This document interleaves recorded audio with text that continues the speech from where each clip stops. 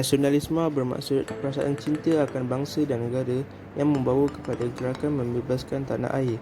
Nasionalisme tidak terhad kepada pembebasan kuasa politik sahaja, tetapi juga pembebasan daripada cengkaman ekonomi dan kebudayaan asing. Gerakan pemimpin tempatan ini telah berlaku pada awal kedatangan British ke Malaysia. Gerakan ini merupakan reaksi spontan masyarakat tempatan untuk menjaga kepentingan mereka daripada dicerobohi dan dikuasai oleh orang luar. Antara pemimpin perentangan itu termasuklah Penghulu Nur Said, Datuk Maharaja Lela, Rentap dan Mat Salleh. Sebab-sebab penentangan pemimpin tempatan terhadap British. Sebab pertama ialah eksploitasi ekonomi. British ingin menguasai ekonomi tempatan bagi kepentingan mereka. Pihak British juga telah mengadakan perjanjian bersama pemimpin tempatan. Menerusi perjanjian ini, saudagar dari negeri-negeri selat dibenarkan menjalankan aktiviti ekonomi. Contohnya, aktiviti perlombongan dan perdagangan biji timah. Hal ini telah menimbulkan kemarahan penduduk tempatan terhadap British. Sebab yang kedua ialah pentadbiran barat. British telah memperkenalkan sistem pentadbiran barat kepada penduduk tempatan. British juga telah memperkenalkan sistem cukai, undang-undang dan peraturan tanah untuk mendapatkan hasil yang maksimum. Peraturan ini sangat bertentangan dengan amalan tradisi masyarakat tempatan. Contohnya, di Terengganu, British telah menetapkan bahawa setiap tanah yang hendak dibuka oleh penduduk tempatan mestilah mendapat keizinan mereka dan dikenakan cukai tanah.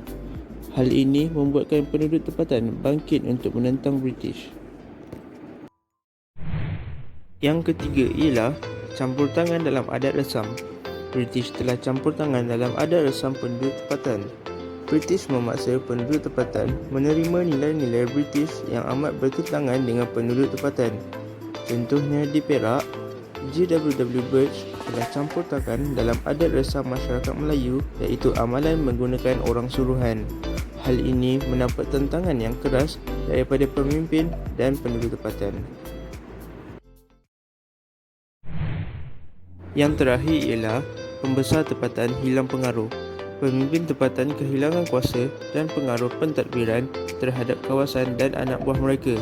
Hal ini merupakan kesan pentadbiran barat yang telah digunapakai oleh pihak British.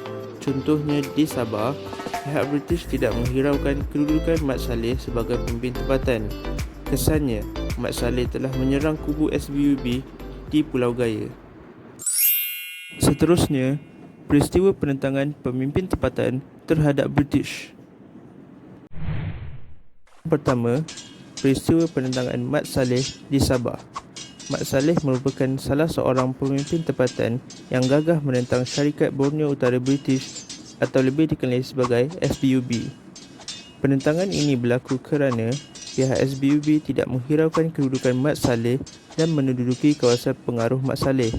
Malah, mereka turut melaksanakan sistem cukai kepala dan cukai perahu. Hal ini menyebabkan Mat Salleh tidak berpuas hati dan bangkit menentang SBUB. Misalnya, Mat Salleh telah melakukan serangan mengejut terhadap kubu SBUB di Pulau Gaya. Serangan ini dibalas oleh tentera SBUB dengan menyerang kubu Mat Salleh. Beliau akhirnya tewas dan meninggal dunia. Yang kedua, peristiwa penentangan Rentap di Sarawak. Rentap merupakan salah seorang pemimpin di Sarawak yang menentang James Brooke. Penentangan ini disebabkan James Brooke yang bertindak menghapuskan orang Iban di Sungai Sekerang yang dianggap lanun. Hal ini menyebabkan Rentap bangkit menentang James Brooke. Misalnya, Rentap telah menyerang kubu pasukan James Brooke di kubu Nanga Sekerang. Kesannya, James Brooke telah menyerang balas Rentap dan membuatkan Rentap berundur ke ulu Sungai Entabai. Yang ketiga, peristiwa penentangan Nur Said di Nanning. Nur Said merupakan penghulu Nanning yang berani menentang penjajahan British di Nanning. Hal ini kerana beliau tidak berperhati kerana British meletakkan Nanning sebagai sebahagian daripada wilayah mereka yang menjadi takluknya. Hal ini menyebabkan Nur Said bangkit untuk menentang British di Nanning. Beliau menyerang British dengan mendapatkan bantuan ketenteraan daripada Yang Tuan Ali dari Rembau, Sheikh Shahaban, Penghulu Remai dan Richard, Datuk Kelana Sungai Ujong serta Penghulu Gemencih. Kesannya, Dul Said memperolehi kemenangan dalam siri serangan pertama beliau itu. Yang terakhir, peristiwa penentangan Tok Janggut di Kelantan. Tok Janggut merupakan salah seorang yang berani menentang British di Kelantan. Hal ini kerana beliau membantah pelaksanaan cukai dan enggan membayar cukai. Tok Janggut bangkit menentang British di Pasir Putih. Beliau bersama Engku Besar Jeram, Tuan Ahmad, Penghulu Adam, Haji Said, Cik Ishak serta rakyat tempatan menyerang British di Pasir Putih. Kesannya, beliau berjaya menduduki Pasir Putih setelah memperolehi kemenangan dalam siri serangan itu. Seterusnya ialah langkah British untuk menangani penentangan pemimpin tempatan.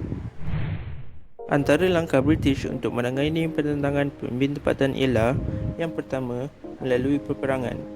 Pihak British melancarkan beberapa siri peperangan terhadap pemimpin tempatan bagi menghentikan penentangan mereka. Hal ini menyebabkan penentangan pemimpin tempatan menjadi semakin lemah. Contohnya, British menghantar Kapten Willie yang berusaha untuk menawan tabuh yang terletak dalam daerah Nanning untuk memerangi Dul Said. Kesannya, perjuangan Dul Said menjadi semakin lemah kerana beliau terpaksa berunduk kekuatan dari serangan tersebut. Yang kedua ialah penggunaan nama Sultan. Pihak British menggunakan nama Sultan bagi menangani penentangan pemimpin tempatan. Hal ini disebabkan pemimpin dan rakyat tempatan dahulu amat taat kepada perintah Sultan. Contohnya, British menggunakan nama Sultan Kelantan untuk membawa masuk kapal perang untuk menyerang Tok Janggut. Kesannya, perjuangan penentangan British oleh Tok Janggut terhenti kerana Tok Janggut meninggal dunia akibat daripada serangan itu. Yang ketiga ialah melalui tipu helah. British menggunakan tipu helah untuk menangani penentangan pemimpin tempatan. Hal ini menyebabkan pemimpin tempatan terpedaya dengan tipu helah British. SPUB menawarkan pelan damai kepada Mat Salleh iaitu dengan menyerahkan wilayah Tambunan kepadanya. Namun, SPUB telah mungkir janji. Kesannya, Mat Salleh telah menyerang kubu SPUB di Pulau Gaya kerana British telah memungkiri janji mereka. Seterusnya, yang keempat, ialah melalui perjanjian. Melalui perjanjian, penjajah British mendapat persetujuan dengan pemimpin tempatan. Contohnya, Sultan Abdullah menandatangani perjanjian Pangkor bersama Sir Andrew Clark. Kesannya, berlaku bertahan serta pembunuhan J.W.W. Birch. Yang terakhir ialah melalui seksaan dan hukum bunuh. British melaksanakan seksaan dan hukum bunuh bagi menangani penentangan pemimpin tempatan. Hal ini kerana pihak British mahu memberi amaran kepada pemimpin dan rakyat tempatan yang mahu menentang British. Contohnya, mayat Tok Janggut diarak ke seluruh pekan Kota Baharu sebelum digantung di pasar dalam keadaan kepala di bawah dan kaki di atas. Kesannya, masyarakat tempatan semakin gentar untuk menentang British. Seterusnya, tindakan British terhadap pemimpin tempatan adalah tidak wajar kerana sebab yang pertama ialah pembesar dilantik secara sah oleh Sultan di setiap negeri. Pembesar dilantik secara sah oleh Sultan di setiap negeri. Hal ini kerana kedudukan pemimpin tempatan tidak harus dipandang remeh oleh pihak British. Contohnya, Datuk Bahaman yang dilantik sebagai orang kaya setia perkasa pahlawan. Kesannya, pucuk kepimpinan di kawasan pengaruh Datuk Bahaman adalah di bawah pemerintahan Datuk Bahaman, bukannya di bawah pemerintahan British. Sebab yang kedua ialah pemimpin tempatan bertanggungjawab mempertahankan adat dan warisan negara. Pemimpin tempatan bertanggungjawab mempertahankan adat dan warisan negara. Hal ini kerana pemimpin tempatan harus menentang jika orang luar cuba campur tangan dalam adat dan warisan negara. Contohnya, Datuk Maharaja Lela di Perak yang menolak campur tangan British dalam adat resam dan hal ehwal tempatan kerana J.W.W. Birch tidak tahu berbahasa Melayu. Kesannya, J.W.W. Birch berjaya dibunuh oleh Sekutum, Pandak Lam dan lain-lain atas arahan Datuk Maharaja Lela di Pasir Salak. Sebab yang ketiga ialah British tak ada hak untuk campur tangan dalam urusan pentadbiran atau menduduki kawasan pemimpin tempatan. British tidak ada hak untuk campur tangan dalam urusan pentadbiran atau menduduki kawasan pemimpin tempatan. Hal ini kerana segala urusan pentadbiran adalah di bawah kuasa pemimpin tempatan dan British tidak boleh sesuka hati mengeluarkan arahan mereka. Contohnya, British campur tangan dalam pentadbiran Dul Said dengan mengarahkan Nanning untuk menghantarkan 1/10 hasilnya sebagai ukti pada negeri Melaka. Kesannya, Said bangkit untuk menentang British dengan menyerang tentera British yang cuba menguasai wilayah Tabuk. Sebab yang keempat ialah perbuatan British dalam menyeksa pembesar adalah tidak berperi kemanusiaan serta dianggap zalim. Perbuatan British dalam menyeksa pembesar adalah tidak berperi kemanusiaan serta dianggap zalim. Hal ini kerana pemimpin tempatan hanya mahu menegakkan kebenaran. Contohnya, mayat Tok Janggut yang terkorban dalam serangan British diarak ke seluruh pekan Kota Baharu sebelum digantung di pasar malam dalam keadaan kepala di bawah dan kaki di atas sebagai amaran kepada masyarakat setempat. Kesannya, masyarakat tempatan semakin gentar untuk menentang penjajah. Sebab yang terakhir ialah British mengambil alih atas dasar paksaan. British mengambil alih pentadbiran atas dasar paksaan. Hal ini kerana British memaksa masyarakat setempat untuk menerima kepimpinan British. Contohnya, James Brooke cuba kuasai Sarawak dengan bertindak hapuskan orang Iban di Sungai Sekerang yang dianggap sebagai lanun. Kesannya, masyarakat setempat bangkit untuk menentang penjajah British. Seterusnya ialah cabaran serta cadangan dalam memperkasakan semangat nasionalisme di negara ini. Cabaran yang pertama ialah masyarakat tidak kuasai tentang sejarah bangsa. Hal ini membolehkan penjajah mudah untuk memperdaya masyarakat tempatan. Contohnya, British berjaya menguasai tanah Melayu menggunakan teknik tipu hela. Kesannya, negara akan terus dijajah. Cadangan daripada cabaran pertama ialah dengan mewajibkan mata pelajaran sejarah dalam sistem pendidikan negara. Ini membolehkan generasi muda dapat belajar dari kisah silam. Contohnya, generasi muda tidak mengulangi lagi kesilapan di masa lampau. Kesannya, penjajahan tidak akan berulang kembali di Malaysia. Cabaran yang kedua ialah Malaysia mempunyai masyarakat yang berbilang bangsa. Masyarakat perlu bersatu padu, tidak mengira bangsa. Ini kerana Malaysia mempunyai 3 suku kaum utama yang besar iaitu Melayu, Cina dan India serta etnik di Sabah. Semangat nasionalisme juga dapat dipupuk dalam masyarakat tempatan jika semua masyarakat saling bersatu padu. Cadangan bagi cabaran kedua ialah kita perlu menghayati rukun negara. Ini kerana rukun negara merupakan asas perpaduan negara. Kerana mematuhi rukun negara yang telah diwartakan oleh pemimpin tempatan akan menjamin kehidupan yang suasana yang harmoni. Seterusnya ialah kepentingan pengalaman semangat nasionalisme. Kepentingan pengalaman semangat nasionalisme yang pertama ialah kedaulatan negara terjamin. Ini kerana tiada pengaruh luar yang dapat menjajah negara ini. Contohnya, pengaruh barat tidak mampu untuk menjajah negara ini. Kesannya, negara akan kekal aman. Kepentingan semangat nasionalisme yang kedua ialah keamanan dapat dikekalkan. Ini kerana tiada perbalahan yang berlaku dalam kalangan masyarakat tempatan. Misalnya, tiada acara tunjuk perasaan atau pergaduhan antara kaum yang berlaku. Kesannya, rakyat hidup dalam suasana yang harmoni. Kepentingan pengalaman semangat nasionalisme yang ketiga ialah dapat membentuk masyarakat yang bersatu padu. Hal ini kerana masyarakat dapat menyelesaikan masalah dengan mudah. Contohnya, perbalahan tentang isu perkauman dapat diselesaikan dengan cara yang aman tanpa sebarang perbalahan. Kesannya, tidak akan berlaku huru-hara di negara ini. Kepentingan pengalaman semangat nasionalisme yang keempat ialah dapat membentuk masyarakat yang mempunyai jati diri. Ini membolehkan masyarakat tidak mudah terpengaruh dengan budaya luar.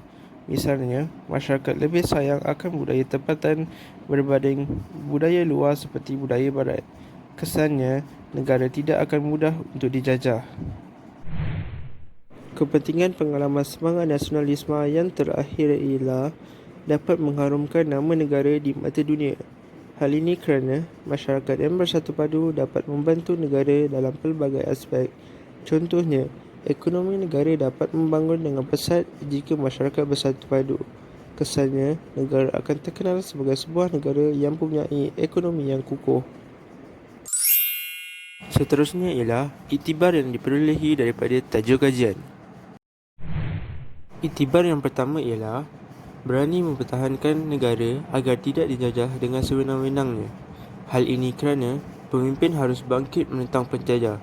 Contohnya, Dul Said menentang penjajahan British di Nanning, iaitu kawasan pengaruh beliau. Kesannya, beliau menentang British melalui beberapa siri peperangan. Iktibar yang kedua ialah kita perlulah berusaha menuntut ilmu agar dapat memerintah negara dengan bijak. Hal ini kerana ilmu amat penting bagi meningkatkan kesedaran terhadap penindasan penjajah terhadap negara kita. Contohnya, Haji Abdul Rahman Limbong menentang British kerana tidak bersepakat hati dengan sistem cukai dan undang-undang yang diperkenalkan kepada orang tempatan. Kesannya, beliau mengetuai penduduk kampung bagi menentang British. Iktibar yang ketiga ialah kita perlulah bersatu padu. Hal ini kerana bersatu padu dapat menewaskan penjajah yang menjajah negara ini. Contohnya, kerjasama Datuk Bahaman dengan Tok Gajah dan Imam Rasul dalam menentang British. Kesannya, ianya dapat meningkatkan semangat nasionalisme di kalangan masyarakat. Iktibar yang keempat ialah kita perlulah mempunyai semangat patriotik yang tinggi agar kedaulatan negara dapat dipelihara. Hal ini kerana semangat patriotik yang tinggi membolehkan seseorang itu untuk berani menentang penjajah. Contohnya, Datuk Bahaman menolak pelaksanaan undang-undang British yang bertentangan dengan adat resam dan sistem politik tempatan. Kesannya, Datuk Bahaman dan rakan-rakannya bersatu menentang British. Iktibar yang terakhir ialah kita perlulah setia kepada pemerintah agar negara tidak dijajah. Hal ini kerana pemerintah mempunyai kuasa yang tertinggi dalam sistem pentadbiran. Contohnya, Datuk Bahaman yang setia kepada Sultan. Kesannya, berlaku beberapa siri serangan yang dilakukan oleh Datuk Bahaman terhadap penjajah. Kesimpulannya ialah, di akhir kajian ini, antara pengetahuan yang saya perolehi ialah yang pertama, pembesar tempatan hilang kuasa. Hal ini merupakan kesan daripada penjajahan British.